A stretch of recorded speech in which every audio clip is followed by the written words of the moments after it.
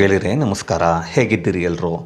ಗೆಳೆಯರೇ, ಇಸ್ರೇಲ್ ಮೇಲೆ ಇರಾನ್ 100ಕ್ಕೂ ಹೆಚ್ಚು ಕ್ಷಿಪಣಿಗಳ ದಾಳಿಯನ್ನು ನಡೆಸಿದೆ. ಇದರ ಬೆನ್ನಲ್ಲೇ ಅಮೆರಿಕ ಕೂಡ ಯುದ್ಧದ ಎಚ್ಚರಿಕೆಯನ್ನು ಇರಾನ್ಗೆ ಈಗಾಗಲೇ ಕೊಟ್ಟಿದೆ. ಮಧ್ಯಪ್ರಾಚ್ಯದಲ್ಲಿ 3ನೇ ಮಹಾಯುದ್ಧದ ಕಾರ್ಮೋಡ ಕೂಡ ಕವಿದಿದೆ. ಹಾಗಾದರೆ ಏನಾಗ್ತಾ ಇದೆ ಅನ್ನೋದನ್ನು ಈ ಒಂದು ವಿಡಿಯೋದಲ್ಲಿ ತಿಳಿದುಕೊಂಡು ಬರೋಣ ಬನ್ನಿ. ಗೆಳೆಯರೇ, ಹಿಜ್ಬುಲ್ಲಾ ಮುಖ್ಯಸ್ಥ ನಸ್ರುಲ್ಲಾನನ್ನು ಇಸ್ರೇಲ್ ಹೊಡೆದು ಹಾಕಿತ್ತು. ಇದು ನಮ್ಮೆಲ್ಲರಿಗೂ ಗೊತ್ತಿದೆ. ಕೇವಲ ನಸ್ರುಲ್ಲಾ ಮಾತ್ರ ಅಲ್ಲ, ಹಿಜ್ಬುಲ್ಲಾ ಉಗ್ರ ಸಂಘಟನೆಯ ಬಹಳಷ್ಟು ಕಮಾಂಡರ್ಗಳನ್ನು ಹೊಡೆದು ಹಾಕಿದ್ದು ನಮ್ಮೆಲ್ಲರಿಗೂ ಗೊತ್ತಿದೆ. ಇದರ ಬೆನ್ನಲ್ಲೇ ಇರಾನ್ಗೆ ಇಸ್ರೇಲ್ ಎಚ್ಚರಿಕೆಯನ್ನು ಕೂಡ ಕೊಟ್ಟಿತ್ತು. ಇರಾನ್ನ ನಾಗರಿಕರಿಗೆ ನಾವು ಸ್ವಾತಂತ್ರ್ಯವನ್ನು ಕೊಡಿಸುತ್ತೇವೆ ಅನ್ನೋದನ್ನು ಒಂದು ನೆತನ್ಯಾಹು ಹೇಳಿದರು. ಈ ಒಂದು ಹೇಳಿಕೆ ಬೆನ್ನಲ್ಲೇ 24 ಗಂಟೆ ಒಳಗಾಗಿ ಇರಾನ್ ಈಗಾಗಲೇ 100ಕ್ಕೂ ಹೆಚ್ಚು ಕ್ಷಿಪಣಿಗಳನ್ನು ಇಸ್ರೇಲ್ನ ಮೇಲೆ, ಟೆಲ್ ಅವೀವ್ ಮೇಲೆ ಈಗಾಗಲೇ ದಾಳಿಯನ್ನು ನಡೆಸಲಾಗಿದೆ. ಆದರೆ ಇಸ್ರೇಲ್ನ ಐರನ್ ಡೋಮ್ಗಳು ಈ ಎಲ್ಲ ಕ್ಷಿಪಣಿಗಳನ್ನು ಆಕಾಶದಲ್ಲಿ ನಿಷ್ಕ್ರಿಯಗೊಳಿಸಿವೆ. ರಾತ್ರಿ ಸುಮಾರು ಇಸ್ರೇಲ್ನ ಸಮಯ 8:10 ವೇಳೆಗೆ ಇಸ್ರೇಲ್ ಮೇಲೆ ದಾಳಿಯನ್ನು ನಡೆಸಲಾಗಿದೆ. ಈ ಒಂದು ದಾಳಿಯನ್ನು ಮುಖ್ಯವಾಗಿ ನಡೆಸೋಕೆ ಕಾರಣ ಏನು ಅಂದರೆ, ಈ ಒಂದು ಇರಾನ್ ಹೇಳ್ಕೊಳ್ತಿರೋ ರೀತಿಯಲ್ಲಿ ನಮ್ಮ ನಾಯಕ ನಸ್ರುಲ್ಲಾನನ್ನು ಏನು ಮುಗಿಸಿದ್ರಿ, ಅದಕ್ಕಾಗಿ ನಾವು ನಿಮ್ಮ ಮೇಲೆ ದಾಳಿಯನ್ನು ಮಾಡ್ತಿದ್ದೀವಿ ಅಂತ ಹೇಳ್ಕೊಳ್ತಾ ಇದೆ. ಆದರೆ ಕಾರಣ ಏನು ಅನ್ನೋದು ಎಲ್ರಿಗೂ ಗೊತ್ತಿರೋದೆ. ಹಿಜ್ಬುಲ್ಲಾ ಮುಖ್ಯಸ್ಥನನ್ನು ಹೊಡೆದಾಕಿದ್ದು, ಅದರ ಜೊತೆಗೆ ಪೇಜರ್ ದಾಳಿಯನ್ನು ಕೇವಲ ಈ ಒಂದು ರೇಡಿಯೋ ತರಂಗಾಂತರಗಳನ್ನು ಉಪಯೋಗಿಸಿಕೊಂಡು ಪೇಜರ್ಗಳನ್ನ ಬ್ಲಾಸ್ಟ್ ಮಾಡಿದ್ದು. ಹಾಗೆ ಇದು ಸಾಲದು ಅಂತ ಹೇಳಿಬಿಟ್ಟು ಈ ಒಂದು ಮಸಾದ್ ಏನಿದೆ ವಾಕಿ ಟಾಕಿಗಳನ್ನ ಕೂಡ ಬ್ಲಾಸ್ಟ್ ಮಾಡಿತ್ತು. ಅದು ಎಷ್ಟರ ಮಟ್ಟಿಗೆ ಅಂದರೆ ಸುಮಾರು 5,000 to 6,000 ವಾಕಿ ಟಾಕಿಗಳು ಮತ್ತು ಪೇಜರ್ಗಳನ್ನ ಬ್ಲಾಸ್ಟ್ ಮಾಡಿತ್ತು. ಯಾಕೆಂದರೆ ಅದನ್ನು ಯಾರು ಕೂಡ ಊಹಿಸಿರಲಿಲ್ಲ. ಇನ್ನು ಸತ್ತವನು ಕೇವಲ ನಸ್ರುಲ್ಲಾ ಒಬ್ಬನೇ ಅಲ್ಲ, ಇಬ್ರಾಹಿಂ ಮೊಹಮ್ಮದ್ ಕಬಿಸಿ, ಈತ ಕ್ಷಿಪಣಿ ಮತ್ತು ರಾಕೆಟ್ಗಳ ಮುಖ್ಯಸ್ಥ. ಇವನನ್ನು ಕೂಡ ಇಸ್ರೇಲ್ ಸೈನಿಕರು ಜಮ್ಮತ್ಗೆ ಹೋಗಿ ಬರಪ್ಪ ನೀನು ಅಂತ ಹೇಳಿಬಿಟ್ಟು ಕಳಿಸ್ಕೊಟ್ಟು. ಇನ್ನು ಇಬ್ರಾಹಿಂ ಹಾಕಿಲ್, ಹೆಡ್ ಆಫ್ ದಿ ಏನು ಈ ಒಂದು ಕಮಾಂಡರ್ ಆಗಿದ್ದ ರಡಾನ್ ಫೋರ್ಸ್ಗೆ, ಇವನನ್ನು ಕೂಡ ನೀನು ಭೂಮಿಯ ಮೇಲೆ ನಿನಗೆ ಈಗ ಸದ್ಯಕ್ಕೆ ಕೆಲಸ ಇಲ್ಲ, ನೀನು ಹೋಗಿ ಬಂದುಬಿಡಪ್ಪ ಸ್ವಲ್ಪ ಅಂತ ಹೇಳಿಬಿಟ್ಟು ಕಳಿಸ್ಕೊಟ್ಟಿದ್ರು. ಇನ್ನೊಬ್ಬ ಮನುಷ್ಯ ಇದ್ದ, ಆತನ ಹೆಸರು ಫುವಾದ್ ಶುಕರ್. ಈತ ಹಿಜ್ಬುಲ್ಲಾ ಟೆರರಿಸ್ಟ್ ಆರ್ಗನೈಸೇಷನ್ನ ಹೆಡ್.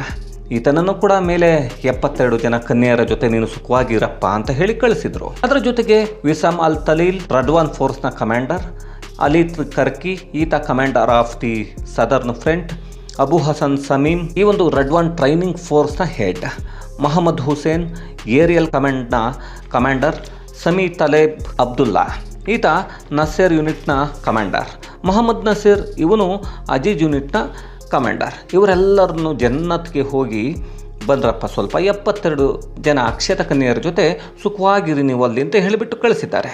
ಇನ್ನು ಇಸ್ರೇಲ್ನ ಈ ಒಂದು ಡಿಫೆನ್ಸ್ ಫೋರ್ಸ್ ಕಳಿಸಿಕೊಟ್ಟಿದ್ದೇನೋ ಆಯಿತು ಇವರನ್ನೆಲ್ಲ. ಆದರೆ ಈ ಇರಾನ್ ಆದರೂ ಕೂಡ ನನ್ನ ದೇಶದ ಸೈನಿಕರನ್ನು ಕಳಿಸಿಕೊಡ್ತೇನೆ ಯುದ್ಧಕ್ಕೆ ಅಂತ ಹೇಳಿತ್ತು. ಈಗ 2-3 ದಿನಗಳ ಹಿಂದೆ ನಾವು ಕೆಲವರು ಕೇಳಿದ್ದೇವೆ. ಆ ಯುದ್ಧಕ್ಕೆ ಕಳಿಸಿಕೊಡ್ತೇವೆ ಅಂದರೆ ಯಾರ ಜೊತೆಗೆ ಕಳಿಸ್ತಾರೆ, ಯಾರ ಮೇಲೆ ಕಳಿಸ್ತಾರೆ? ಹಿಜ್ಬುಲ್ಲಾದಲ್ಲಿ ಇರ್ತಕ್ಕಂತಹವರು 10 ಜನ ಹೋದ್ರಲ್ಲ ಅಂತ ಕೆಲವರು ಅಂದ್ಕೊಂಡಿದ್ರು. ಆದರೆ ಇನ್ನೂ ಒಬ್ಬ ವ್ಯಕ್ತಿ ಉಳ್ಕೊಂಡಿದ್ದಾನೆ. ಈ ಹಿಜ್ಬುಲ್ಲಾ ಸಂಘಟನೆಯ ವ್ಯಕ್ತಿ, ಆತನ ಹೆಸರು ಅಬು ಅಲಿ ರಿದಾ. ಈತನು ಟೆರರಿಸ್ಟ್ ಆರ್ಗನೈಸೇಷನ್ನ ಕಾದರ್ ಯೂನಿಟ್ನ ಕಮಾಂಡರ್. ಒಟ್ಟು 11 ಜನರಲ್ಲಿ 10 ಜನರನ್ನ ಇಸ್ರೇಲ್ ಸೇನೆ ಮುಗಿಸಿದ್ರೆ ಒಬ್ಬ ಮಾತ್ರ ಉಳಿದುಕೊಂಡಿದೆ. ಈ ಸಂದರ್ಭದಲ್ಲಿ ಇರಾನ್ ಟೆಲ್ ಅವೀವ್ನ ಮೇಲೆ 100ಕ್ಕೂ ಹೆಚ್ಚು ಕ್ಷಿಪಣಿಗಳ ದಾಳಿ ಮಾಡಿದೆ.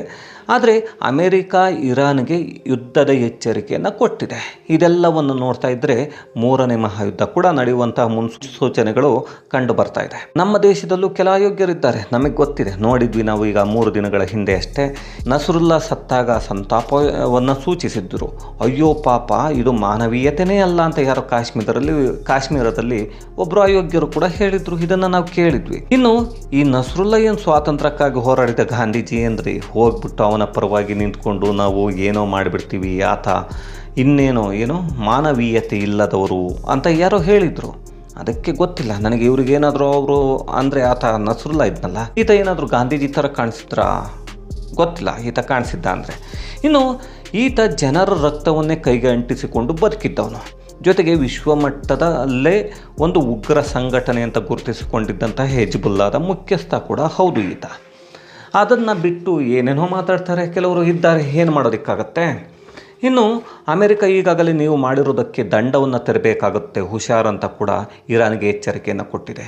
ಒಂದು ವೇಳೆ ಅಮೆರಿಕ ಏನಾದರೂ ದಾಳಿಗೆ ಇಳಿದ್ರೆ ಅದರ ಜೊತೆಗೆ ಇನ್ನೊಂದು ಕಡೆ ಇರಾನ್ ಪರವಾಗಿ ರಷ್ಯಾ ಮತ್ತು ಏನಾದರೂ ಚೈನಾ ನಿಂತ್ಕೊಂಡ್ರೆ ಇದು ಮೂರನೇ ಮಹಾಯುದ್ಧಕ್ಕೆ ತಿರುಗುವ ಎಲ್ಲ ಲಕ್ಷಣಗಳು ಕಾಣ್ತಾ ಇದೆ.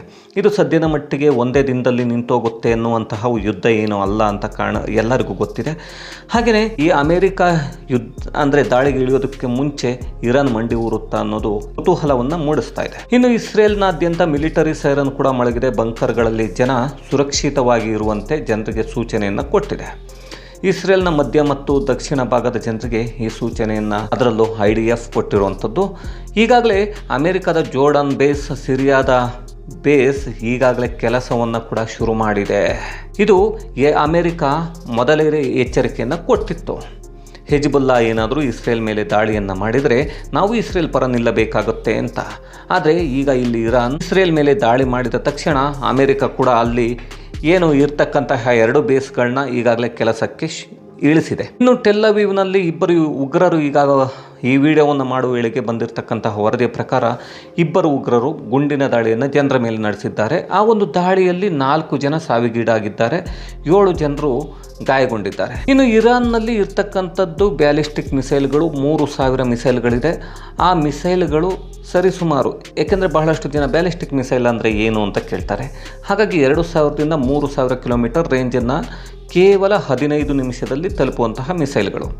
ಏನಾದರೂ ಈ ಬ್ಯಾಲಿಸ್ಟಿಕ್ ಮಿಸೈಲ್ನ ಉಪಯೋಗಿಸಿ ಏನಾದರೂ ದಾಳಿಯನ್ನು ಮಾಡಿದ್ದೇ ಆದರೆ ಈಗೇನು ಐರನ್ ಡೋಮ್ ಏನೋ ಆಕಾಶದಲ್ಲೇ ನಿಷ್ಕ್ರಿಯಗೊಳಿಸ್ತಾ ಇದೆ, ಓಕೆ. ಆದರೆ ಎಲ್ಲವನ್ನು ನಿಷ್ಕ್ರಿಯಗೊಳಿಸದೆ ಒಂದು ಏನಾದರೂ ಅಪ್ಪಿತಪ್ಪಿ ಕೆಳಗೆ ಬಿದ್ದರೆ ಯಾವುದೇ ದೇಶ ಆದರೂ ಕೂಡ ಅನಾಹುತ ಆಗೇ ಆಗುತ್ತೆ. ಇಲ್ಲಿ ಚೈನಾ ಮತ್ತು ರಷ್ಯಾ ಏನಾದರೂ ನಿಂತ್ಕೊಳ್ಳುತ್ತಾ ಈ ಒಂದು ಇರಾನ್ ಪರ ಅನ್ನೋದು ಇನ್ನೂ ಗೊತ್ತಿಲ್ಲ.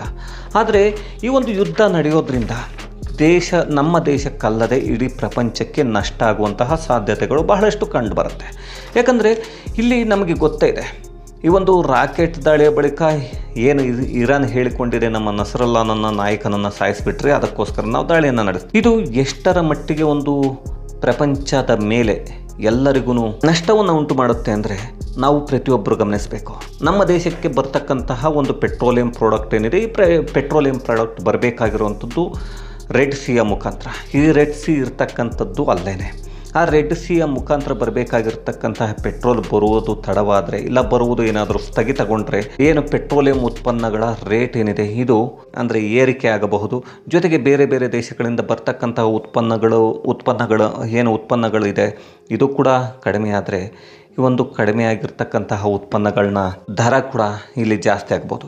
ಇನ್ನು ಈ ಒಂದು ನಸ್ರುಲ್ಲಾ ಕಥೆಯನ್ನು ಎಲ್ರಿಗೂ ಗೊತ್ತಿರಬೇಕು. 1960ರಿಂದ ತನ್ನ ಶಕ್ತಿಯನ್ನು ಇಡೀ ಪ್ರಪಂಚಕ್ಕೆ ತೋರಿಸ್ತಾನೆ ಬಂದಿದೆ. ಆದರೂ ಕೂಡ ಇರಾನ್ ಮತ್ತೆ ಯಾಕೆ ಕೆಣಕಿದೆ ಅನ್ನೋದು ಗೊತ್ತಿಲ್ಲ. ಈ ಯುದ್ಧ ಎಲ್ಲಿಗೆ ಹೋಗಿ ನಿಲ್ಲುತ್ತೆ ಅನ್ನೋದನ್ನು ನಾವು ಕೂಡ ಕಾಯ್ದು ನೋಡಬೇಕಾಗತ್ತೆ. ಈ ಒಂದು ಇಸ್ರೇಲ್ ಮೇಲೆ ಇರಾನ್ ಈಗಾಗಲೇ ಕ್ಷಿಪಣಿ ದಾಳಿಯನ್ನು ಮಾಡಿದ್ದು, ಹಾಗೆಯೇ ಅಮೆರಿಕ ಆ ಕುರಿತಾಗಿ ಒಂದು ಎಚ್ಚರಿಕೆಯನ್ನು ಇರಾನ್ಗೆ ಕೊಟ್ಟಿದ್ದು, ಮಧ್ಯಪ್ರಾಚ್ಯದಲ್ಲಿ 3ನೇ ಮಹಾಯುದ್ಧ ಏನಾದರೂ ಕಾರ್ಮೋಡ ಕವಿದಿದೆ, ಅದು ಏನಾಗುತ್ತೆ ಅನ್ನೋದನ್ನ ಕುರಿತಾದಂತಹ ಒಂದಷ್ಟು ಮಾಹಿತಿಗಳು.